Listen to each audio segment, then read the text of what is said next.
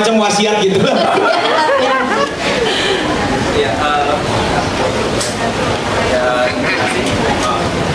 Ya, terima kasih.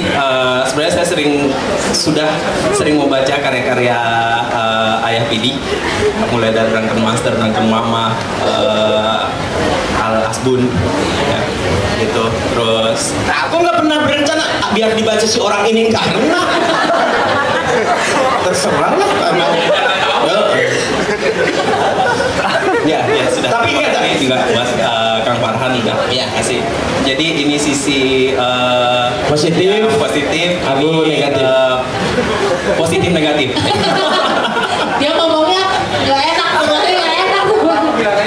Negatif dia. Nah, aku simpulkan takut kamu salah tafsir bahwa buatku ya lempeng-lempeng aja lah berkarya. Aku yang penting mah berkarya gitu, tapi tidak pernah direncanakan apakah karyaku ini akan menjadi bestseller, menjadi internasional, go internal. Lah itu terlalu kampungan buatku. Sudahlah, ingin populer. Coba kita tanya, bisa jawab apa enggak? So, Kan tadi ya Om Farhan mah kan perencana. Mang Pidi kan saya mah tidak perlu berencana, lakukan. Dua-duanya jalan. Yang saya pengen tanya adalah kumaha komunikasi ke keluarga. Soalnya kan buat rencana juga, ya buat rencana banyak, keluarga juga jipa, ini bapak kapan ke rumah gitu ya. Omon tuh boga rencana. makanya aku menikah dengan orang yang mengerti diriku. Mau jeung maneh? Pasti siapa mau bertanya.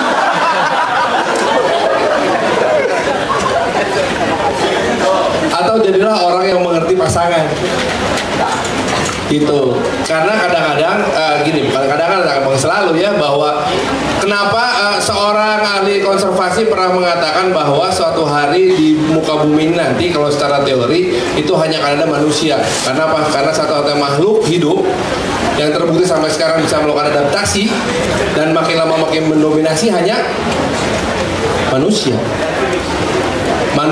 Virus juga akan kalah, liatin aja. Juri kok nggak masih. Juri eleh. Juri sekarang juri mah tinggal diasumkan botol kosong, eleh ke manusia. Dibuang ke sungai ya. Gitu. Dan jadi gunakanlah kemampuan kita untuk beradaptasi. Adaptasi itu penting sekali. Jangan merasa orang lain harus adaptasi sama kita. Most of the time kita yang mesti adapt terhadap orang lain. Bijak ya. Nah, intinya mah gitunya, nggak usah dijieun lah gitu, lihat ting gitu. Udah mah justru nanya mana lu mau mikir, jadinya sedikit-sedikit mau membandingkan. Kau yang berpikir bikin, aku sudah bikin lagu banyak sekali. Kau yang sudah berpikir, ketika engkau berpikir orang lain mah sudah tinggal mengerjakannya. Kau berpikir, orang yang membutuhkan inspirasi adalah seniman amatiran. Kalau seniman beneran mah kerjakan mah gagal buang gitu. Tinggal beli kan pas dagang santai mah. iya, nah itu saya setuju pisan kalau itu. Karena apa? Ide itu bisa datang dari mana aja dan bisa datang dari siapa aja. Orang yang bodoh adalah yang tidak mau berbagi ide. Karena apa? Sian dibajak. Takut ide saya dicuri. Coba silakan tanya pada diri sendiri, emang kamu dapat ide dari mana? Kalau kita tidak mencuri, dapat inspirasi dari mana-mana kan? Apakah kita waktu mendapatkan inspirasi kita minta izin dulu kan enggak? Masuk, tujuh, endapkan, jadi sesuatu. Ketika kemudian dia itu ada yang mencuri, ya udah biarin aja, nggak apa-apa. Dan dari 1000 ide paling satu yang laku. Tapi tidak kemudian menghilangkan nilai dari 999 ide yang tidak laku itu. Prosesnya, ya itu prosesnya. Makanya saya mah kalau ada yang nanya, bukan ide nol, ide kieu, butuh ide mana mah, baik ide urang. Ide kamu bagus dicuri, soalnya malah dasar kita bisa mencegah. Curi deh, Oke, kita buka lagi sesi pertanyaan. Ini untuk 2 orang langsung boleh naik ke atas panggung. Nanti boleh ada di sini, silakan. Ini kalau dikasih kesempatan teman-teman, ayo kita tanya. Ayo. Sip. Yuk, siapa? Ada satu dari arah situ kali ya Mas Beda. Satu lagi dari arah sini. Dari sebelah sini. Halo. Siapa lagi yang mau nanya? Ini pada malu-malu atau takut ya? Takut Siapa ya? Bidi? Beneran ya, Mas Beda takut. Tapi ini So, nanyanya di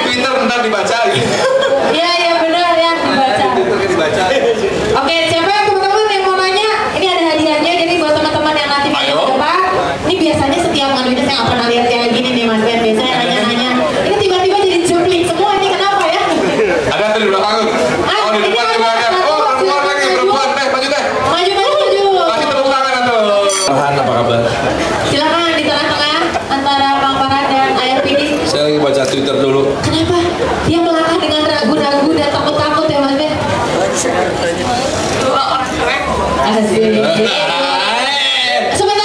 Ayah dibilang keren fitnah atau nyata? Fitnah udah. Bahasa basi aja. Tapi bahasa basi itu menyenangkan loh. Sebagai makhluk sosial ya. Iya harus. Dan kalau ketemu orang baru kenal kayak kamu tadi gitu, kalau nggak ada bahasa basi cuma gini, mau apa? Oh Iya kan? Ngajak gelut kan? Bahasa basi itu penting sekali, apalagi dalam berbisnis. Ya. Terus? Kalau baca Di timeline. di timeline Twitternya ya, itu kan sering banget orang curhat galau gitu kan. Terus gimana sih? Mungkin realnya aja kenapa orang galau, terus dan bagaimana cara mengatasinya. Terus kedua, ketika kita mau berkarya, sebenarnya bukan berkarya sih, ada tuntutan semacam skripsi, terus juga tugas akhir. Itu kan memang harus dituntut untuk lulus, dan bagaimana caranya supaya bisa bagus hasil. Oh, satu lagi boleh? Boleh lah ya. Sekalian. Bagaimana ketika tidak, kayaknya nggak tanya ke ayah. Sombong pisan. Ya, Bisikin. Bercanda ya, bercanda. Ngomong sendal lagi, aduh karunya bisa. Gila, hampir nyembur tadi gue lagi minum aja. Ayo sombong. Karena kalau ayah kan nggak direncanain gitu, tapi kalau kadang kan direncanain. Ketika sesuatu yang direncanakan itu nggak sesuai dengan ekspektasi kita, kadang kita juga marah sama diri sendiri kan. Kenapa nggak sesuai? Nah, bagaimana cara supaya kita nggak marah sama diri sendiri dan sama orang lain yang mungkin Mengganggu. Oh, jangan sombong, jangan bikin cuma satu rencana. Bikin beberapa rencana. Ada rencana A yang paling bagus, rencana B yang tidak bagus, rencana C worst scenario. Harus ada itu teh. Harus ada itu A apa, B apa, C apa gitu. Karena kalau enggak, kita akan mengalami mentok dan pika sebelen serta frustasi. Rugi frustasi itu. Jangan. Rencana A saya adalah saya akan ketemu sponsor. Kalau sponsor menolak, oh saya coba sponsor yang satu lagi. Kalau dua-duanya menolak, ya udah kita tunda tahun depan, siapa tahu bisa. Itu rencana. Sama dengan skripsi. Skripsi itu bukan tuntutan, tapi kesadaran sebagai bentuk accomplishment. Have you ever accomplished anything in your life? Kalau buat saya, skripsi adalah accomplishment. Saya harus menyelesaikan sesuatu yang saya mulai. Saya harus selesaikan. Masalah hasilnya bagus apa enggak, itu buat saya sendiri. Itu. That feeling of accomplishment sangat penting untuk semua orang. Buat saya mah, itu. Setuju? Setuju. Galau buat saya, bahkan ketika ke bumi pun bukan rencanaku. Nggak tahu juga ada di bumi. Saya bertemu pohon, bagaimana saya harus menyikapi itu. Saya bertemu air, bagaimana harus menyikapi itu. Saya bertemu kawan, bagaimana harus menyikapi itu. Saya tidak pernah punya rencana apa-apa.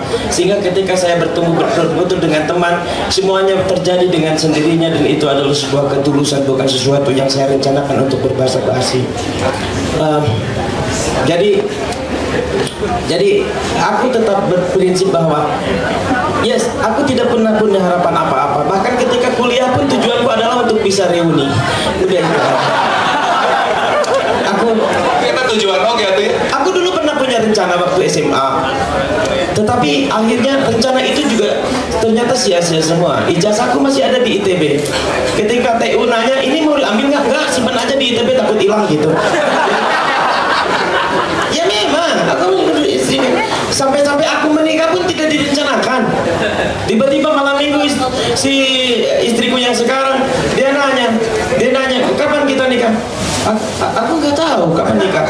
Gimana? Akhirnya dia mendesak. Aku ke rumah kakeknya aku bawa untuk melamar dia. Jadi yang melamar Rosi, istriku itu adalah kakeknya. Jadi ibunya tidak bisa nolak, karena kalau nolak durhaka sama ayahnya. Ini boleh dipraktekin cowok-cowok yang hubungannya masih terganjal restu orang tua ya.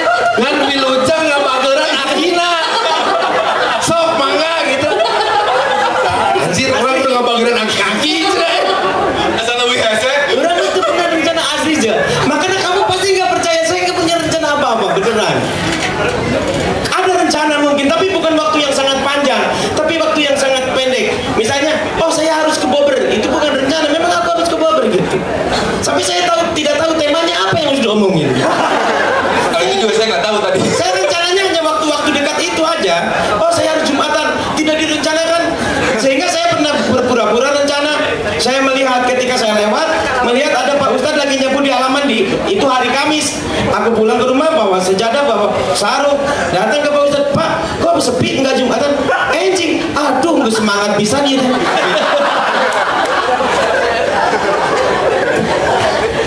Jadi kalau aku tidak punya rencana apa-apa, kau tahu nggak? Jangan-jangan ketika aku nanti duduk di depan, aku merencanakan nanti mau twitteran enggak? Nanti mau nulis enggak? Tiba-tiba pas datang tidur, katanya ya udah tidur aku gitu kapan aja. Aku mah orang baik lah, ngikuti menyikapi apa yang ada di sekitarku lah. Gitu. Balik sing sabar gitu. Tapi kalau itu memang kata Allah juga sesungguhnya manusia diciptakan dengan sifat berkeluh kesah. Jadi galau itu nggak masalah. Galaulah untuk membuat masalahmu menjadi makin bertambah. Galau itu kan untuk menambah masalahmu kan. Sebetulnya ketika kamu kesal kepada orang lainnya itu nggak ngerasain rasa kesalnya, kau sendiri yang kesal. Nah, kau sendiri yang pusing dengan perasaanmu sendiri.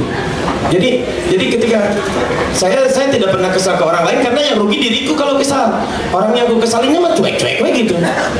Jadi kalau mau memperkecil masalah ya sabar, kalau mau memperbesar ya marah gitu. Sangat gampang. Jadi itu sikapku di dalam berkarya, nulis aku pernah banyak tulisan semuanya di delete semua itu. Tanya ada kebetulan ada studio rekaman di sini, aku rekaman sampai menghabiskan 25 juta, aku take musik, take vokal, take semua, pas hasilnya aku dengerin, ya suka enggak delete semua. Aku tidak mengatasnamakan menjunjung tinggi nilai uang, sudahlah, aku tidak suka dengan karya yang seperti ini gitu. Jadi aku rekaman lagi. Nah itu saya ngomong ini intinya adalah untuk memberitahu bahwa aku banyak uang gitu. Gimana Jeng? Udah terjawab Jeng? Sudah ya. Ngerti bahasanya tadi? Sedikit ya. Bagus. Masalah itu jangan dihindarin, tapi harus dihadapin karena masalah akan memaksa kita mencari solusi. Kalau menurut saya masalah itu adalah karena kau anggap masalah, kalau bukan maka tidak gitu. Jadi kalau ini jatuh, oh enggak masalah, berarti bukan masalah, selesai. Jadi masalah itu karena kau anggap masalah, jika tidak maka bukan.